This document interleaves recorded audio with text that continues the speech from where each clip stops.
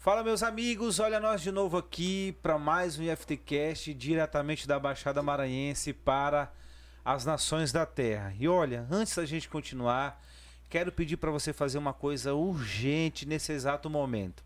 Manda esse link para 3 pessoas, porque eu tenho certeza que o bate-papo de hoje Deus vai falar muito conosco, tá bom? Então, não fique só para você, compartilhe, deixe uma curtida, um comentário, porque assim você também vai mostrar para o YouTube que o nosso conteúdo é relevante e ele vai sugerir para mais pessoas, tá bom?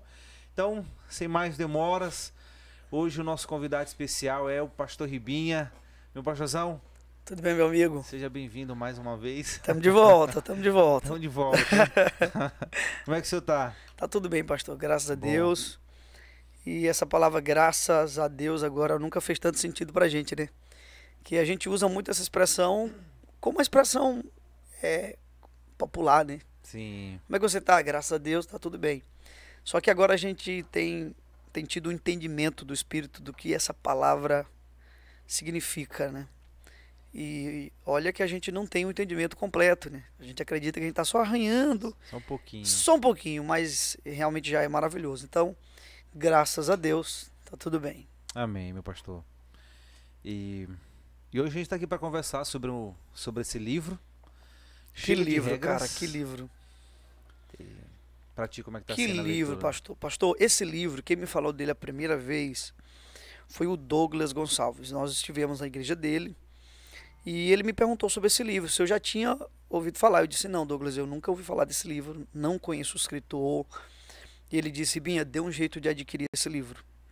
E depois, mais 2 pessoas eu vi falando do livro. E aí então, uma pessoa aqui da igreja, você me falou também desse livro, lembra? Você leu primeiro do que eu.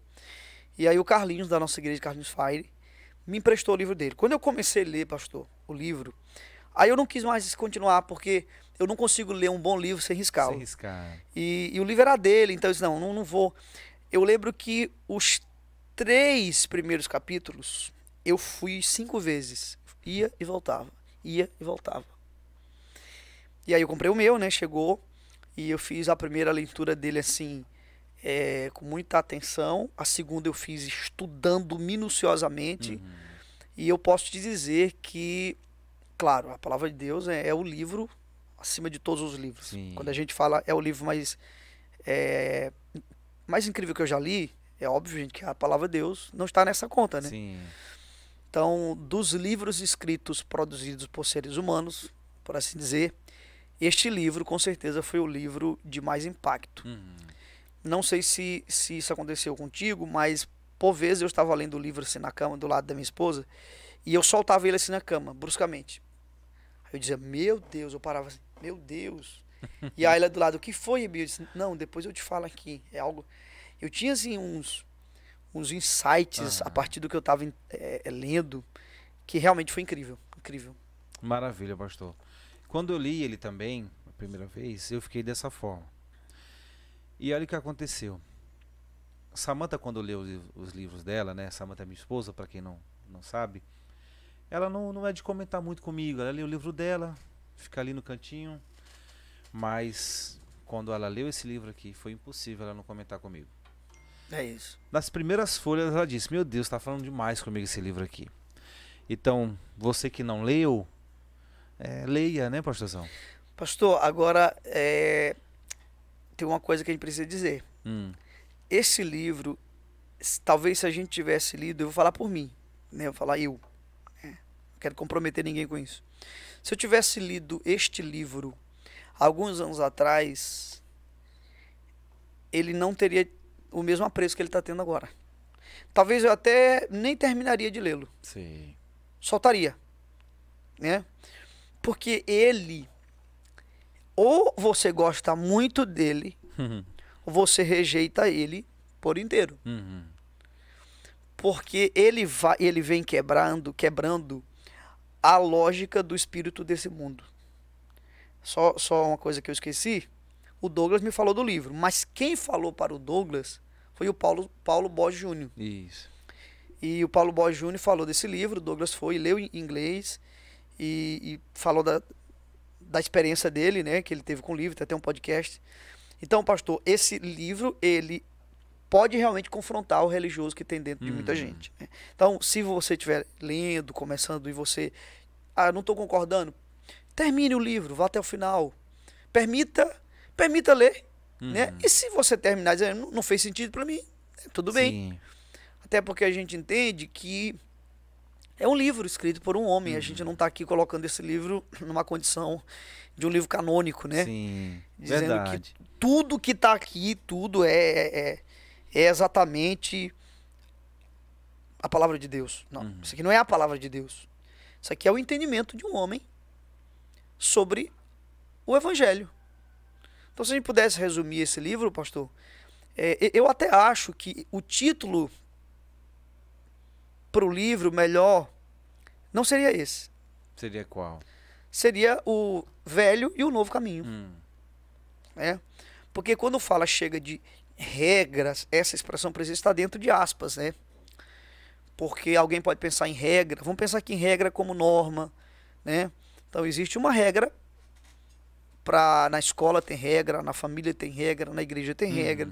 Então, chega de regras. Uma ausência total não vai de ter todas mais as regras agora e tal. E não é o que esse livro está dizendo, viu, gente? Não é mesmo. O que esse livro está falando é comparando o antigo jeito de viver sobre a lei e o novo jeito de viver sobre a graça de Deus. E nós vamos conversar aqui também que a graça não anula a lei de Deus, que é o erro do movimento da hipergraça. Isso é um assunto para a gente, né, também conversar aqui. A graça de Deus, ela e a lei, elas não são excludentes.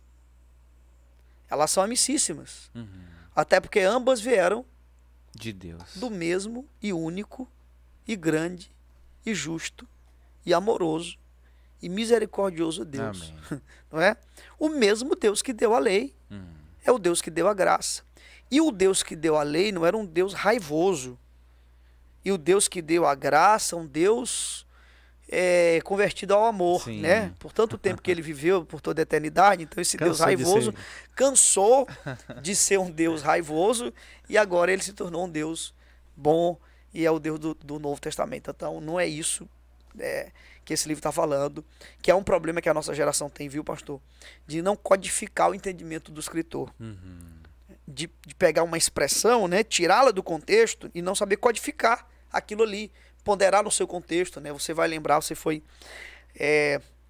aluno da nossa primeira turma da Escola de Pregadores, e quando a gente estudou Jó capítulo 15, né?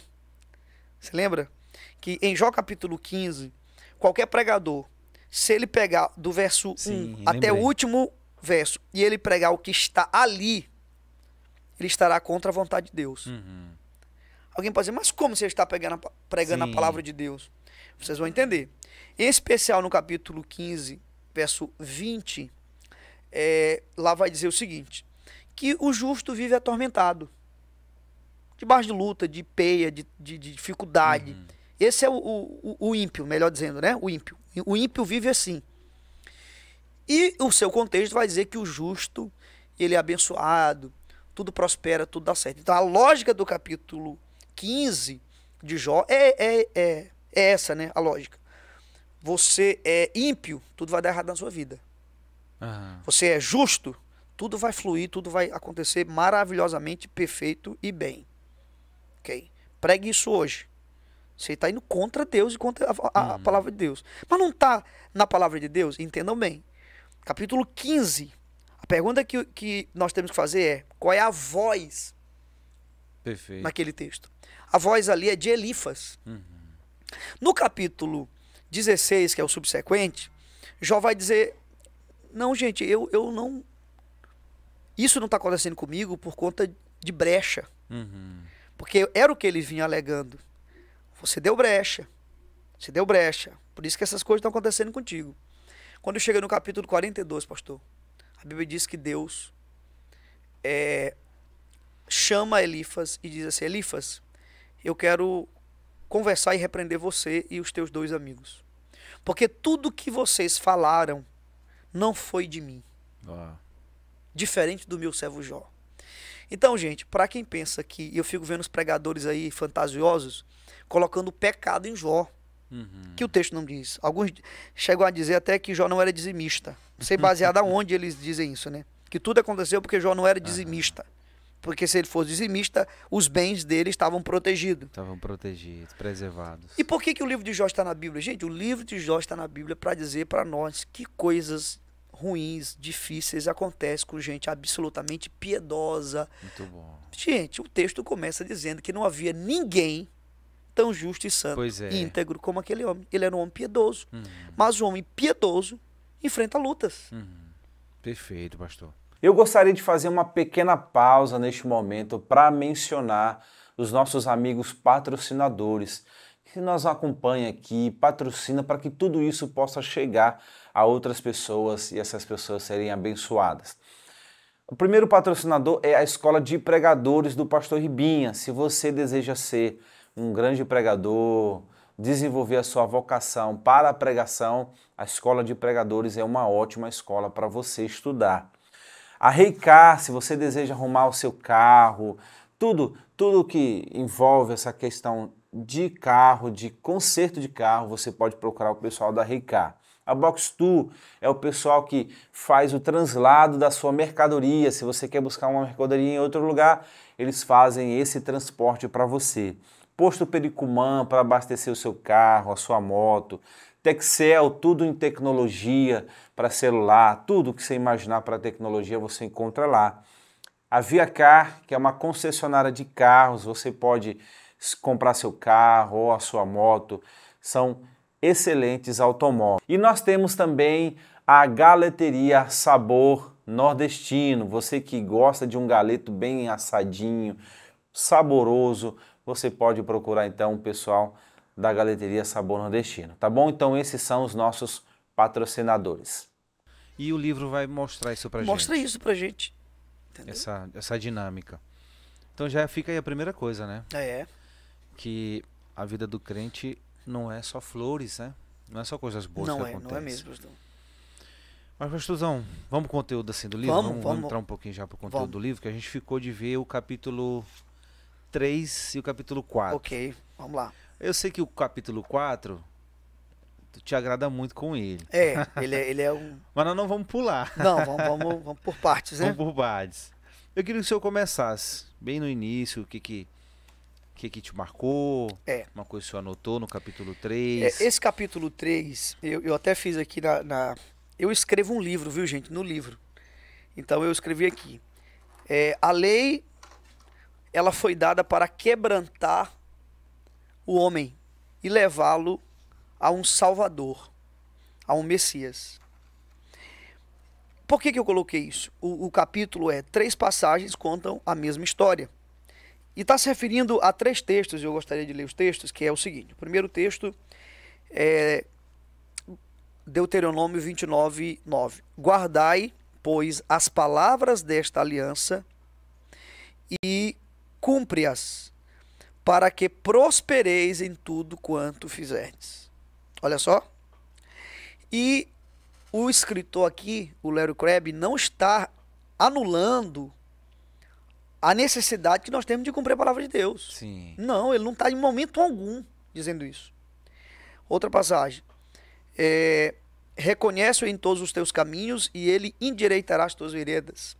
E o terceiro e último, ensina a criança, isso aqui é o que talvez vai confrontar muita gente. Ensina a criança no caminho em que deve andar e ainda quando for velho, não se desviará dele. Se você for pegar, vamos pegar a lógica aqui do último, que é um texto mais conhecido. Bora. Então, o ensinar a criança. Então tá, eu vou ensinar a criança no caminho em que deve andar. Então, se eu fizer isso, se eu fizer a minha parte no contrato, porque a entrega da lei, quando a lei foi dada, o homem, ao receber a lei, não esqueça que o homem estava em pecado, e o homem recebeu a lei, e o homem começou a entender, então eu tenho que fazer a minha parte no contrato. E quando eu fizer a minha parte no contrato, eu obrigo Deus a fazer a sua parte do contrato. Ok. O problema é muito simples, pastor. problema é que a gente nunca vai conseguir cumprir com a nossa parte do contrato. E ao não cumprir a parte do contrato, nós já estamos condenados. Mas eu tenho que praticar os princípios, porque a lei é justa. Ela é perfeita. A lei não é má. Só que a lei revela a maldade do homem. Perfeito. Então, vamos pensar aqui por que a lei foi dada realmente para o homem. Eu vou fazer uma pergunta aqui é uma roupa. Manda. Se eu não souber, eu mando de volta. A pergunta é a seguinte: o que veio primeiro? A lei ou a graça? A graça. A graça. Porque primeiro eles foram libertos do Egito. Quero dar mais um contexto assim da história de Israel. Primeiro eles foram tirados, isso é a graça de Deus. Perfeito. De salvar o povo, de libertar o povo. Depois a lei foi dada. Estou certo? Está perfeito, a resposta está certíssima. Mas vamos pensar num texto? Tu tens como abrir a tua Bíblia aí? Abre pra gente em Gálatas 3, dos versos 17 até o 22, pastor. Leia para nós. Gálatas 3. 17 até o 22. E digo isto: uma aliança já anteriormente confirmada por Deus, a lei... Escute só. Uma aliança... Uma aliança já anteriormente confirmada por Deus. Aí, vírgula. Isso. Aí a lei... Que veio 430 anos depois. Depois de quê? Da aliança. Da aliança. Então, houve uma aliança. A primeira aliança não foi com Moisés.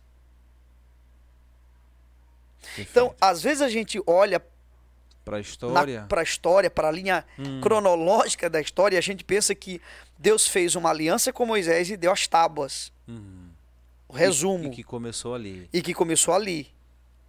Não. Esse texto diz que Deus fez uma promessa a Abraão.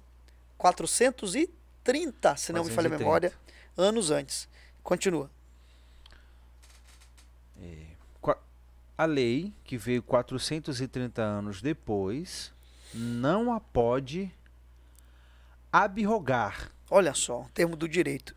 De forma que venha a desfazer a promessa. Continua lendo.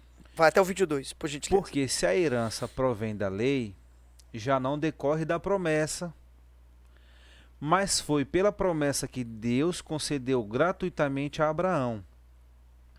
Meu 19. Deus, que texto. Qual, pois, a razão de ser da lei foi adicionada por causa das transgressões, até que viesse o descendente, a quem se fez a promessa. Que coisa linda. E foi promulgada por meio de anjos pela mão de um mediador. O 20. Ora, o mediador não é de um, mas Deus é um. É porventura a lei contrária às promessas de Deus? De modo nenhum. Porque se fosse promulgada uma lei que pudesse dar vida, a justiça, na verdade, seria procedente da lei. O que esse texto está dizendo é que a lei e a graça não são excludentes. E o que esse capítulo 3 do livro do Larry Crabb diz é isso. Exatamente isso. Aí eu vou te fazer, porque aqui é um livro humano que está aberto para as nossas críticas, né? Uma crítica que eu faria ao livro. A ausência de textos bíblicos. Entendi. Eu, conheço um pouco a escritura, consigo relacionar o que ele está dizendo aos textos, né? Mas eu acharia que se tivesse mais textos bíblicos aqui, fundamentando o que ele está dizendo, seria mais compreensível para muita gente, entendeu? Então, para vocês entenderem que é um livro que está aberto às nossas críticas, né? No entanto, pastor, eu também não estou negando o que ele está dizendo aqui. Porque eu consigo encontrar no capítulo 3 a lógica aqui de Gálatas. O capítulo 3 e Gálatas 3 que nós estamos lendo. Agora sim. Então vamos lá. A lei não é má e ela não exclui a graça, nem a graça exclui a lei. Mas o texto diz que a lei foi dada para quê? Por causa da maldade do homem. Então, o melhor exemplo que eu já vi até hoje, pastor, até hoje, simples, qualquer pessoa vai entender, uma criança, meu filho Aleph, de 9 anos entenderá, e qualquer intelectual também. Imagina alguém indo fazer um exame de rotina, um check-up geral. E nesse exame de rotina, vem um médico e lauda, e traz um diagnóstico, né? E o diagnóstico é de um câncer. De um câncer. Um câncer muito raro. Um câncer incurável. Incurável. Aí a pergunta é: esse diagnóstico é bom ou ruim? É bom. É bom. E é ruim. Depende da ótica. Ele é ruim porque ele revela a doença. Perfeito. Mas ele é bom porque está me alertando. Só que esse mesmo diagnóstico está lá subtendido nele, pastor, que existe uma cura. Só tem uma cura. E é a boa notícia dentro da má notícia. A má notícia do homem é você está doente e não tem cura. A boa notícia é que há uma única cura. E essa cura é Cristo. Então, por que a lei foi dada, pastor? A lei foi dada para que o homem pudesse olhar para aquilo e pensar assim: é razoável, é compreensível, é santo o que esse Deus está pedindo para a gente. É santo. É dever nosso satisfazê-lo. E é corretíssimo que não nós estabeleçamos as regras, mas que ele estabeleça. Ele é o Deus, ele é o juiz. Nós somos os réus. Só que nós não temos condições. Agora pensa comigo, imagina alguém que deve um banco. E aquela pessoa não pode pagar o banco. Porque ele não pode pagar, o banco não deve cobrá-lo? O banco vai cobrar. E é razoável o banco que cobre, porque aquela dívida foi contraída por ele. O banco vai cobrar, só que ele não consegue pagar. Imagina, o banco cobra e ele não consegue pagar. Mas aí entra alguém e diz assim: eu vou pagar isso.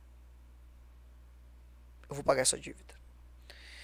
Quando o homem entende isso, pastor, e ele só pode entender isso pelo poder do Espírito Santo, quando ele entende isso, vem um misto, um mix aí de um sentimento de impotência,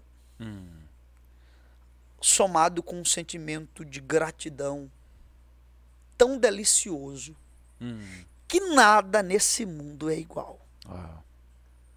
E os homens que tiveram essa experiência perdem o encanto para todas as outras coisas que não dizem respeito a isto. E é o que o Lélio Krebs está dizendo aqui. Então ele casa, e aí nos versos 24 e 25 de Gálatas 3, você pode ler pra gente? Lê pra gente aí, para fundamentar com textos aí. Gálatas o quê? O mesmo capítulo 3. Qual versículo? 24 e 25. 24. De maneira que a lei nos serviu de aio para nos conduzir a Cristo, a fim de que fôssemos justificados por fé. Mas tendo vindo a fé, já não permanecemos subordinados ao aio. Perfeito. Então, essa palavra aio é tutor, né? Tutor, algumas versões. Tutor. Então, Cristo, a lei, ela é como se a lei pegasse na gente e levasse a gente para uma condição de, vem cá, vocês precisam de um Salvador. Então, como é que eu posso dizer que a lei é má, gente? A lei é maravilhosa. Perfeito. Então, você que conhece alguém que prega negando a lei, que o Velho Testamento não serve mais pra gente. Meu Deus, isso é uma Então, loucura. Baboseira falar em uma coisa Meu dessa. Deus, é trabalhar a favor do reino do diabo no púlpito de uma igreja, quem diz isso. Toda a escritura é santa, pura. A lei de Deus é santa, justa. Só que a lei foi dada para levar o homem para a condição de eu preciso de um Salvador. Trazer essa consciência. Eu preciso de um Salvador. Só que, olha o interessante, pastor, é que uma vez entendendo que eu preciso do Salvador, eu sou devolvido para cumprir a palavra de Deus, a lei de Deus. Só que mesmo se Existe eu sei... uma obediência. Existe. Só que nós vamos falhar. Só que há misericórdia. E o que a Bíblia diz é que eu não tenho que viver debaixo da lei e debaixo de Cristo. Essa é a expressão. Paulo é um orador fenomenal. Romanos, Gálatas, ele vai usar a mesma lógica. Ele vai falando, aí ele vai fazendo perguntas, né? Perguntas retóricas. Tipo assim, mas alguém pode perguntar. Ele está construindo uma persona que tem suas antíteses, né? E como orador, que tem cuidado com o que está dizendo, ele pensa assim, eles devem estar pensando agora assim, sim. Então, eu estou negando a lei. Aí ele... Talvez alguém pergunte assim, então a lei é má? E ele diz, de maneira alguma. De maneira alguma a lei é má. A lei é uma amiga nossa. Porque a lei que atestou a nossa falência, mas ela nos aponta para Cristo. Está a favor. E quando que ela é má? Quando eu me prendo ao diagnóstico e eu vivo querendo satisfazê-lo e eu esqueço Cristo. Aí isto é viver debaixo da lei. Isto é o velho caminho, que é o termo usado por ele aqui, né? A lei da linearidade. Um ponto A, né? Que leva a um ponto B. Perfeito, pastor. Se você quiser continuar falando aí, eu vou só lhe ouvindo. Pastor, então vamos mais para algum detalhe assim do livro. Eu acho que essa parte dos filhos até vale assim a gente detalhar mais um pouco, porque foi uma coisa que despertou interesse. Verdade. Pastor, de alguns amigos nossos. Isso. Quando a gente diz assim, e o Léo Kreb vai dizer, em outras palavras ele deixa claro isso, que o evangelho não nos faz garantias de que teremos uma vida exuberante nesse mundo. Eu sei que isso frustra muita gente. Com isso, não estamos dizendo, por isso que é a capacidade do ser humano de codificar o que está sendo dito. Que o crente vai virar crente, agora tudo vai dar errado na vida dele. Não estamos falando isso. Mas o que nós estamos dizendo é que esta escolha não compete a mim. Existe um Deus soberano que está agindo na história. E que se na história de Deus ele quiser que você perca tudo para que o nome dele seja glorificado. É aqui que tá. Será? Como morreu John Wesley? Você sabe como morreu John Wesley? Não. Morreu numa casinha, com poucos móveis e sem dinheiro. Morreu para esse mundo um tremendo fracasso. Mas a gente sabe de homens de Deus extraordinários que eram muito prósperos. É a história de Deus. Perfeito. Pergunta, pastor. A história de Deus. Deus livrou Daniel da boca dos leões. Sim. Não livrou?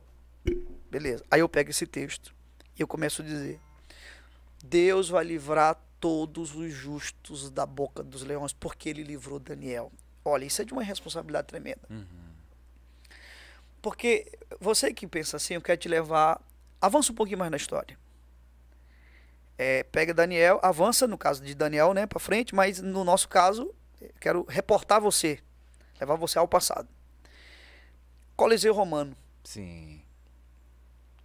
Quando nossos irmãos, por causa da fé, hoje, nos dias em que vivemos, podemos dizer que ser evangélico é até status. Tem um grauzinho de, né? Sim. Mas esses irmãos, pastor, eles não ganharam eles perderam, inclusive, a vida por causa da fé. E relatos, né, isso está nos anais da história, famílias inteiras, incluindo crianças de colo, pastor. Crianças recém-nascidas foram estraçalhadas por feras selvagens das arenas de Roma. Pergunta que não quer calar, Deus não fecha a boca dos leões? Sim. Será que eles não lembraram dessa passagem de Daniel? Será que vai acontecer a mesma coisa conosco? Ou será que eles estavam tão convictos em Cristo que eles fizeram aquela oração de Mesaque, Sadraque e Abednego? Se Deus quiser, Ele nos livrará. Se não, não tem problema. Uau. Então, eu acho que é essa compreensão que o cristão tem que ter. Se Deus quiser, se for da vontade, do plano eterno dele, perfeito. Tudo bem. Se não for, glória a Deus. Perfeito, pastor. Bem aqui na página 43, o autor, ele faz ele fala sobre essa questão dos filhos, né? Ele coloca assim, ó: maus pais têm às vezes filhos bons, e bons pais têm às vezes maus filhos, ou filhos que fazem coisas terríveis. A princípio da influência natural permanece. Aí ele não nega que sem pais que amam a Deus, educando seus filhos, irão criar um número maior de filhos responsáveis. Perfeito, a probabilidade é essa mesmo. Né, do que sem pais egoístas, que não têm essa preocupação, né, com a educação dos seus filhos.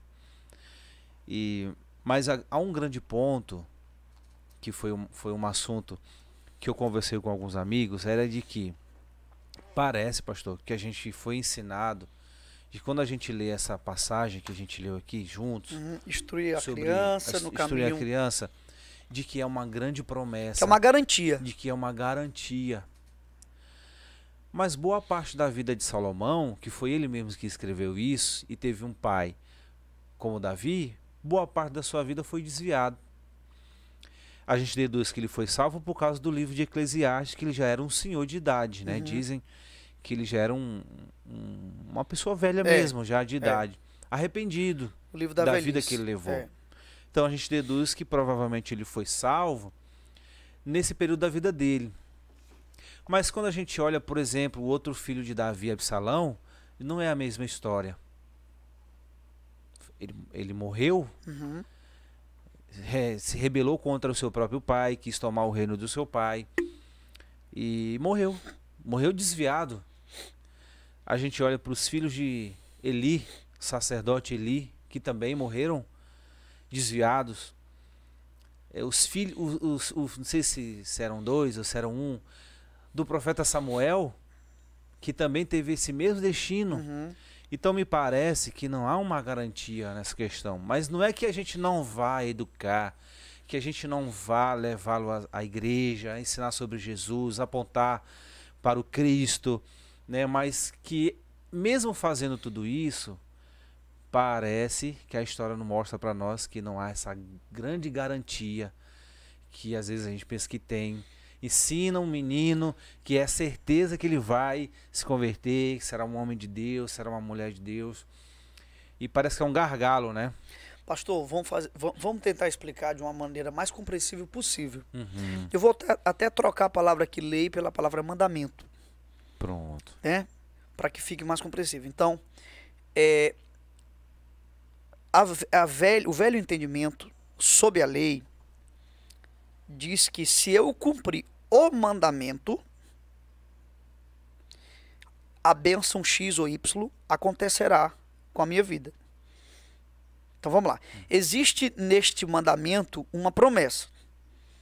E se eu cumprir este mandamento, vai acontecer a promessa descrita no mandamento. Problema número 1 é que a palavra diz que eu tenho que cumprir isso não é uma vez. Eu tenho que cumprir isso do dia que eu nascer até o dia que eu morrer. Então, nós vamos cumprir, sim. Vai ter dias que tu vai instruir tua filha, eu vou instruir meus filhos corretamente. Mas vai ter dias que a gente não vai conseguir. Sim. Então, e é aqui que mostra. aqui que mora a situação. Então, se eu já não consigo, eu nem tenho como mais cobrar Deus. Perfeito. Esse é um ponto. Segundo ponto, pastor, é que se eu acho que eu cumpri, olha só, se eu começo a ter filhos debaixo da bênção de Deus, cristãos, bem-sucedidos, e aí eu chego e digo assim, olha, meus filhos são uma bênção, né? Estão nos caminhos do Senhor, mas também pudera, né? Sim. Eu fiz o que a palavra mandou, eu cumpri a minha parte. Sejamos honestos, de quem é o mérito? Aí o mérito é O pessoal. mérito é meu, porque eu que cumpri. Uhum. Só que isso não é verdade. Então, o Evangelho me convida a uma relação com Cristo muito mais do que uma relação com o mandamento. Perfeito, pastor. Só que a relação com Cristo não me desobriga do mandamento, me devolve para o mandamento, e vamos ser honestos, quem chega mais perto do padrão é quem está debaixo do Evangelho. Perfeito. Só que quem está debaixo do Evangelho tem uma diferença, é que quando isso acontecer, ele vai olhar para os frutos e vai olhar e vai dizer, isso não é um resultado, isso é um fruto. A Deus toda a honra e toda a glória, porque apesar de eu ter ensinado, Perfeito. eu falhei muito com os meus filhos. Sabe quem disse isso para mim? Eu vou contar essa história aqui, essa história mexeu comigo. Eu conversando com o pastor Joaquim, tomando um café com ele na Guatemala. Saiu todo mundo, ficou só nós dois. E ele disse assim, meu filho, eu louvo a Deus pela vida dos meus filhos. A Rebeca é uma menina de Deus. Rodrigo Rodrigo é um santo. Um santo homem de Deus. Eu sou suspeito de falar porque é meu amigão, sim, mas é um homem assim de um coração extraordinário. Fred, um homem de Deus extraordinário. E um homem daquele, pastor, que chega nessa idade da vida do pastor Joaquim, ele já é um ancião, com a igreja linda, uma família muito bonita. Aquele homem poderia dizer assim, eu também pudera, eu fui... Sabe o que ele disse para mim? Olha o que ele disse para mim. Ele disse, meu filho, esses meninos só são crentes por causa da graça de Deus. Rapaz, aquilo mexeu comigo. Ele disse, sabe por quê, meu filho? Eu ensinei eles a palavra de Deus, ensinei. Mas meu filho, minha mão era muito pesada. É aqui, pastor. Eu era muito duro. Só que Deus abraçou esses meninos com graça. Por isso que eles não se perderam. E esse é um pai perfeito. Não é, pastor? Perfeito, é isso aí. Falando do próprio Deus mesmo. Sim, sim. Deus é esse pai que não falha como nós, na nossa paternidade. E aí é por isso que um menino desse se torna um grande homem de Deus, porque esse pai perfeito o abraçou. Quando o pai terreno falha, o pai eterno não nunca falha. É. E quando o pai falho acerta, tem que entender que é por causa da atuação do pai perfeito. Perfeito, pastor. Tu entendeu, pastor? É aqui. Então, não são excludentes. Essa maneira terrível de olhar para as coisas é uma coisa ou outra, né? Por isso que eu não me rotulo, respeito quem faz isso, né? Mas eu não me rotulo nem calvinista e nem arminiano. Apesar de respeitar, né, a linha teológica de ambos. Eu sou cristão. E eu lido com o mistério do texto. Spurgeon dizia isso. Chesterton dizia isso. Eu estou citando aqui um protestante, que é Spurgeon, um católico, Chesterton, representando as duas maiores vertentes, né, do cristianismo. E eles disseram, aprenda a lidar com o mistério. O Chesterton até dizia assim, em vez de você tentar colocar o mistério na sua cabeça, coloque a sua cabeça no mistério. E você vai ver que é uma delícia, ele diz. Ele diz, é delicioso, não há tensão, há um embasbacamento, um encanto, um alumbramento. Perfeito. Porque quando você põe a sua cabeça no mistério, meu Deus, que coisa linda. Eu não consigo explicar, mas é lindo. Diferente do homem caído querer botar um mistério desse na sua cabeça. Pois é. Então, a Bíblia não está dizendo que eu não tenho que ensinar, eu tenho que ensinar os meus filhos, mas ensinando os meus filhos, eu tenho que estar nos pés de Jesus. Amém. entendendo que, mesmo eu que ensinei, com certeza falhei. E se os meus filhos virarem homem de Deus, a glória é toda de Deus. Amém. E o Amém. Deus que fez não omite o pai de ensinar. Gente, por favor, aprenda a lidar com isso. É desse jeito. Perfeito. Eu tive uma experiência muito bacana com a minha filha, né? Deus é minha filha, a Zoe. Que eu estava lendo um texto bíblico de João 3,18, aquele que não crê já está condenado, e quando eu olhei para a Zoe eu comecei a chorar, porque me desceu essa consciência de que eu precisava orar para que Deus encontrasse ela. Perfeito, pastor. Porque se Zoe depender só da minha educação, ela vai escapar, ela vai cair. Eu não consigo manter a minha filha nesse estado de paixão por Cristo. Então é porque eu vou errar, eu vou dizer alguma coisa que vai machucar ela, eu vou falhar como pai. Mas se Cristo chegou, aí é outra história. É verdade. Então eu lembro que eu chorei muito, abracei ela, disse: Deus, toca a minha filha. Ela precisa do Senhor, ela precisa de ti. Então a gente precisa olhar para os nossos filhos, de que a gente vai educá-los, né? Eu até acho, pastor, que se uma pessoa trazer o seu filho para a igreja, ainda que não se converta, é o melhor lugar que ela pode trazer o filho dela. Com certeza absoluta, pastor. Mas não é o todo, né? Pastor, a gente tem exemplos, né? É. Você até citou em um dos grupos o filho do John Piper, né? Meu Deus, a gente fica pensando assim, como é que pode? A gente escuta o John Piper, é um santo homem de Deus. E talvez alguém diga, mas vocês não moram com ele. Mas os outros filhos são cristãos. Foi só esse.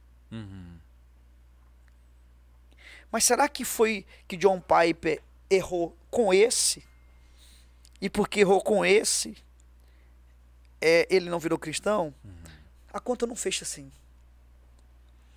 Billy Graham, a filha dele relatou que só sabia que o pai pecava porque a Bíblia dizia que pecava, né? De tão santo que ele era. Mas o filho foi para as drogas durante um bom tempo da vida. O rebelde filho de Billy Graham, né? Então, pastor, quando você cai de joelhos e ora pela sua filha, Deus não está dizendo que você não tem que levantar depois da oração e instruí-la na palavra de Deus. Só que o que a Bíblia está dizendo é que se você instruir na palavra de Deus e não confiar no Senhor, também não vai. Você tem que confiar no Senhor. Eu digo o seguinte, pastor, um exemplo para as pessoas tentarem entender. Vamos supor, você vai pregar domingo na igreja.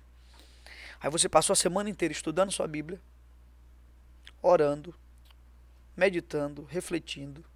Aí você montou seu sermão para o domingo, debaixo de oração, de estudo, de leitura e tal. A pergunta é, você pode confiar no seu sermão? O sermão que você tem, você pode confiar nele? Acho que sim, pastor. Não, você não pode confiar no sermão. Não, né? Apesar de ter feito tudo isso. Muito bom. Tu entendeu, né? Apesar de ter feito tudo isso, você não pode confiar. Muito bom. Você tem que ir ali, Senhor, Espírito Santo, me ajuda. Mas tu não passou a semana fazendo isso? Pronto, Espírito entendi. Santo, eu não confio no que está aqui. Perfeito. Me ajuda.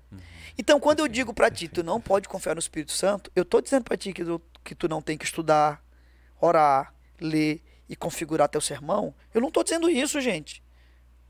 Só que eu estou dizendo que se tu fizer tudo isso, não basta. Precisa confiar no Senhor. Então é isso que as pessoas têm que entender. Pai, ensina teu filho. Mas olha, cai de joelhos. Clama a Jesus para que Jesus tenha misericórdia dele. Porque por mais que você ensine, tenha certeza, em algum momento você vai falhar. Perfeito. Você vai falhar. Perfeito. Acho que ficou bem claro agora. Eu acho que sim. Deus queira que sim, né? Mas para a gente finalizar, Vamos. o capítulo 4. Ei, aí é o vermezinho, o vermezinho da maçã. Esse capítulo aqui. Eu acho que o único ser humano que não tem o vermezinho na maçã é o Luquinha ali. Fora o Luquinha, todos nós estamos condenados. Eu vou fazer uma menção aqui. Fala, e o resto é contigo. Faz. Tá bom? Durante muito tempo, Antes dessa compreensão do evangelho, eu me achava um cara muito legal. Ah, foi só você, E meu eu amigo. ficava me perguntando, rapaz, por que que fulano não gosta de mim? Não, eu sou tão bacana, sou tão legal. Mas depois dessa experiência com o evangelho, eu percebi que eu não era tão legal assim. É. Aí no livro, fala sobre isso, eu quero ler. Na página 54, diz assim: há um verme no centro. Algumas mordidas a mais e você vai cuspir-me. Tenho de impedir que se Que aproxime capítulo, demais. Aí ele cita aqui, isso aqui é muito, muito show. Conhecer-me bem é gostar de mim. Essa parte eu acho. Conhecer-me completamente vai revelar como sou realmente desagradável. E é isso aqui, pastor. Porque pra mim ficou muito claro que eu não sou esse cara tão legal assim. Sou insuportável às vezes. Eu falo coisas que não era pra ter falado. E a conversa fica pesada com alguma coisa que eu disse que não era pra falar. Ou falei errado. Então hoje eu compreendo. Porque tem pessoas que não gostam de mim. E eu aceito. Claro que não significa que eu não vou me tornar uma pessoa melhor. Sim. Né? Mas que isso não tira mais o meu sono. Não gosto daquele fulano ali. Olho pra mim, reconheço minhas limitações como alguém que se relaciona com outras pessoas. Busco melhorar. Mas antes era um peso terrível. Porque eu ficava ansioso, perdia meu sono. Eu queria agradar todo mundo. Hoje não. Hoje o Senhor já está me ajudando mais a lidar com essas questões. Então, essa parte do livro, do verme na maçã, foi muito esclarecedor para mim nessa questão. Porque eu pregava querendo agradar todo mundo. Eu conhecia alguém, fazia de um jeito para ela nunca se afastar de mim. Então, até que se tornou um grande peso. Emocionalmente, eu não estava aguentando mais. Eu estava adoecendo. E que bom que o Evangelho nos tocou, né, pastor? Pastorzão, esse capítulo, ele é um dos capítulos mais confrontantes do livro, né? E o que eu gosto desse livro é que ele não foi produzido por um garoto. Com todo respeito aos jovens, mas jovens, tem descobertas que vocês só vão fazer lá na frente. Então ele tinha 54 anos, se não me falha a memória, quando ele começou a escrever esse livro. Já era um homem perto de 60 anos, né? Então, um ancião. E um cara de uma vivência no evangelho. Aí ele usa a figura da maçã, né? Ele diz, ó, eu sou como uma maçã suculenta, que se você me olhar de longe, você quer se aproximar, você me admira. Você chega perto, você ainda gosta de mim. Mas se você me conhecesse por dentro, você iria me abandonar. Tá muito forte. E sabe o que é interessante, Calete? Todos nós temos esse verme. Todo homem tem esse verme. O homem mais santo da terra e o pior de todos os pecadores tem esse verme. Qual a diferença? É que no homem santo, esse verme está sob o poder do Espírito Santo. Só que ele está lá. E às vezes ele aparece, né? Há uma luta. A Bíblia não, eu vou pregar na convocação do Maranhão sobre isso. A Bíblia não nega a luta do crente contra o pecado. Não nega. Só Então, que na pastor, luta, o crente vence. Por causa do poder do Espírito Santo. Então já elimina essa ilusão de que não haverá tentações, não haverá luta, né? Porque tem gente Claro, que diz assim, não tem fui que ter. liberto ainda porque eu estou lutando contra esse Não. pecado. Vai morrendo lutando. E vamos lá. Você falou aqui de um problema, né? Você revelou aqui um pouquinho do verme, né? Seu. Eu também poderia revelar. Mas, pastor, vamos ser sinceros. Sabe qual é a parte do verme que a gente revela? A partir... Eu não vou dizer não, eu tô imaginando. A parte do verme que a gente revela é a parte sob controle. Sabe? Sim. Até isso, ninguém tem coragem de se expor 100%. E seria prudente fazer isso? Ele, pelo livro aqui, ele diz que nem é nem prudente. Não é prudente. Não é prudente, pastor. Por isso que nós temos que estar todos os dias nos pés de Cristo. Ele tem que conhecer. Na verdade, ele conhece. Já conhece. Mas a gente precisa... É uma relação. O evangelho é um convite à relação. Precisa levar a ele essa situação caída, né?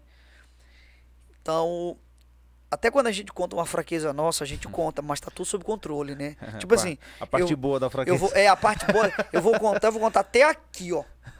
Mas daqui pra lá eu não posso contar. Então, pastor, o evangelho faz isso. Uma lógica muito simples que o evangelho vai fazer, quanto mais santo o homem for, mais pecador ele vai se sentir. Perfeito. Só que ele não vai deprimi-lo. Porque alguém pode pensar, mas se ele vai ficar... Não. Quanto mais perto de Deus, mais santo você for, né? No caso, quanto mais perto de Deus você tiver, a lógica é essa.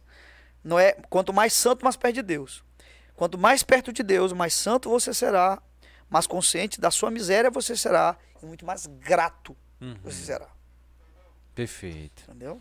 E com outro detalhe, assim, pra gente já ir mais pro final do nosso bate-papo, algum outro detalhe desse... Pastor, eu anotei aqui, deixa eu ir lá pro capítulo, fiz uma anotação aqui,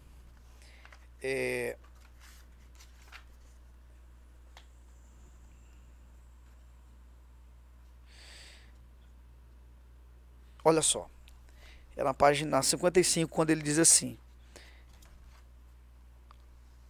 ele vai corroborar o que eu estou dizendo aqui, é o segundo parágrafo. É claro que tem um valor intrínseco como portador da imagem de Deus. Ó, ele não está dizendo aqui, eu não tenho valor nenhum. É paradoxo, né? Mas não é contraditório. O que ele está dizendo é, eu tenho sim, sou portador da imagem de Deus. É claro que posso deleitar-me na maravilha e plenitude do amor de Deus por mim.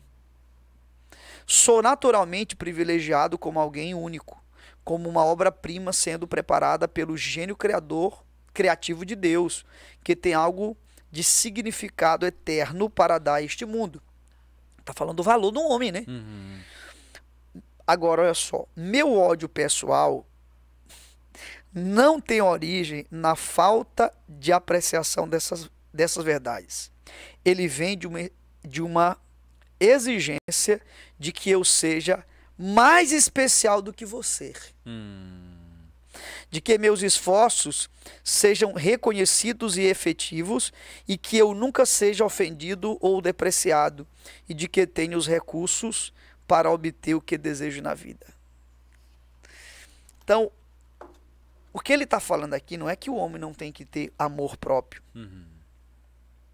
nesse sentido e medida, mas o problema é que o homem, ele se ama não porque ele é a imagem de Deus. Ele se ama em detrimento do outro. Perfeito. Entendeu?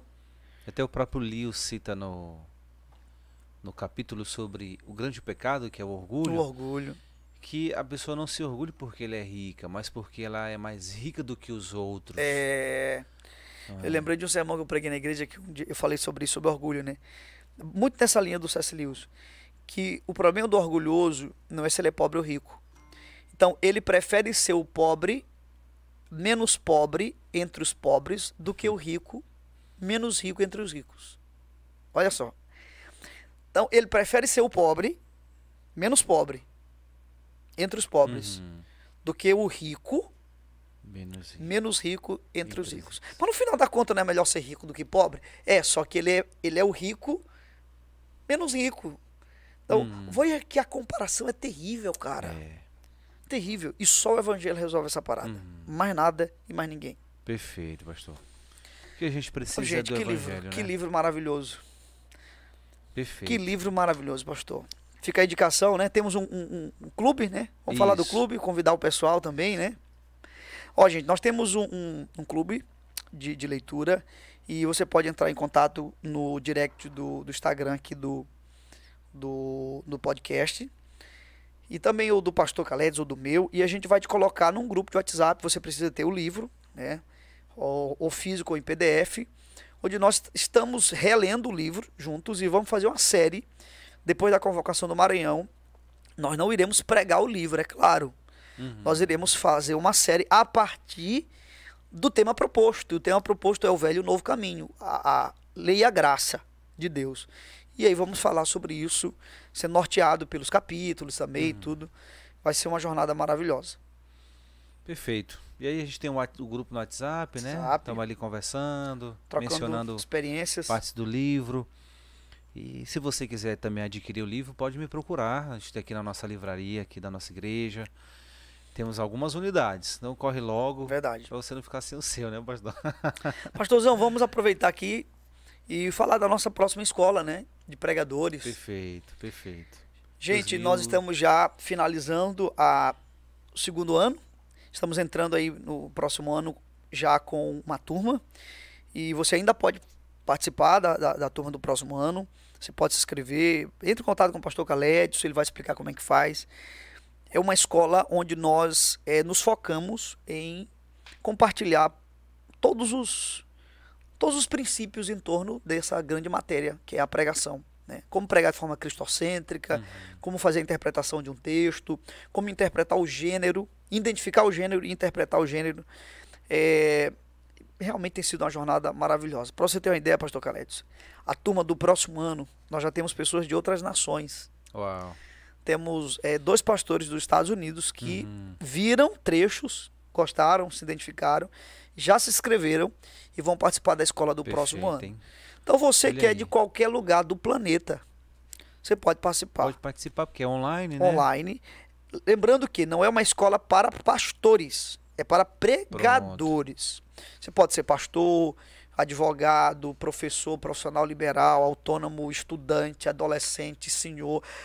Tem uma senhorinha que ela é minha aluna esse ano, né? Ela nunca consegue estar na aula, ela faz com uma outra pessoa na semana seguinte. Ela tem, se não me falha a memória, pastor, 90 anos de idade. É mesmo, que bacana. Vou até ver se eu consigo coletar um testemunho dela, né? E ela ama a escola de pregadores. Que bacana. A gente pensa uma pessoa de 90 anos fazendo uma Pois escola é. de pregadores, né? Ela quer pregar. E não é só pregar no púlpito, né? Mas pregar, como que prega para alguém? Como é que você fala do evangelho de uma maneira que as pessoas possam entender o que você está dizendo? São 6 meses de aula, todas as segundas-feiras. Todas as aulas ficam gravadas, os alunos podem reassistir quantas vezes quiserem o conteúdo. Então, se você quiser participar com a gente, entre em contato pelo direct do meu Instagram ou do pastor Calédio. A gente vai te explicar como é que faz. Perfeito. Pastorzão, então, obrigado. Tamo junto, meu amigo. Até a próxima. Tamo junto, até a próxima. Galera, Valeu. abração e nos vemos aí no próximo episódio. Valeu, até mais.